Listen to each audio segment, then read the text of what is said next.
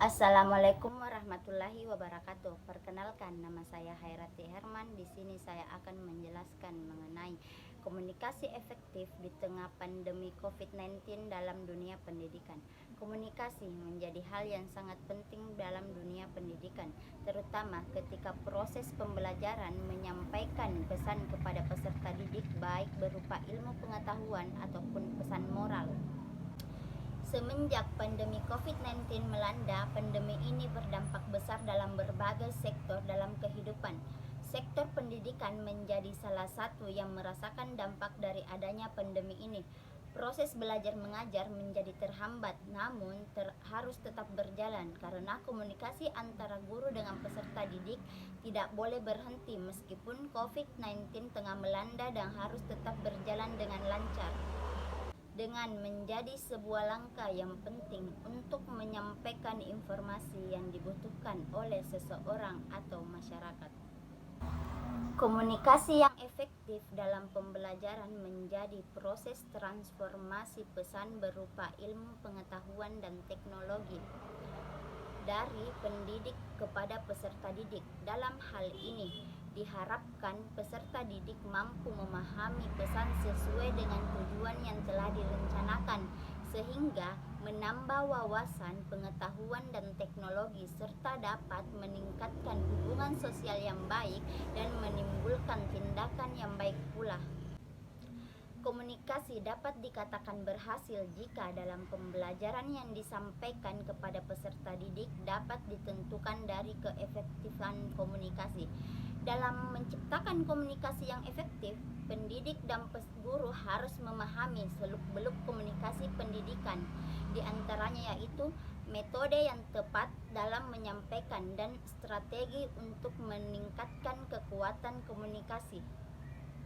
Komunikasi yang efektif memiliki 5 aspek, antara lain itu yang pertama kejelasan. Berkomunikasi harus menggunakan bahasa yang jelas sehingga dapat diterima dan dijangkau dengan mudah oleh komunikan. Yang kedua itu ada ketepatan atau akurasi. Hal ini berkaitan dengan penggunaan bahasa yang benar dan informasi yang disampaikan memiliki kebenaran. Yang ketiga itu ada konteks. Biasanya sering disebut dengan maksud bahwa bahasa dan informasi yang disampaikan harus sesuai dengan keadaan lingkungan komunikan itu berlangsung.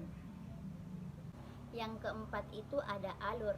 Bahasa dan informasi yang disampaikan harus disusun dengan alur atau sistematika yang jelas agar dapat memudahkan komunikan menerima informasi dengan cepat dan tanggap. Yang kelima itu ada budaya.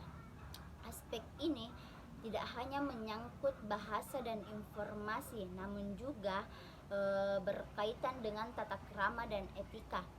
Hal ini berarti dalam berkomunikasi harus bisa menggunakan atau menyesuaikan dengan budaya orang yang diajak berkomunikasi, baik dalam penggunaan bahasa verbal maupun non-verbal, agar tidak terjadi miskomunikasi.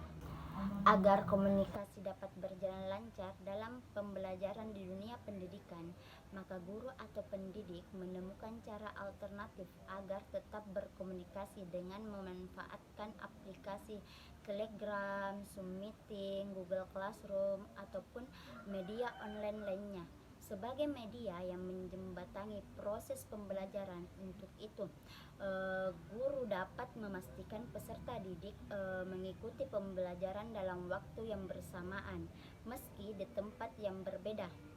Guru juga dapat memberikan tugas sesuai dengan tujuan materi yang disampaikan kepada peserta didik, di mana kesemuanya itu merupakan anjuran dari pemerintah untuk work for home. Baik, itulah materi yang dapat saya jelaskan. Kurang dan lebihnya mohon dimaafkan. Wassalamualaikum warahmatullahi wabarakatuh.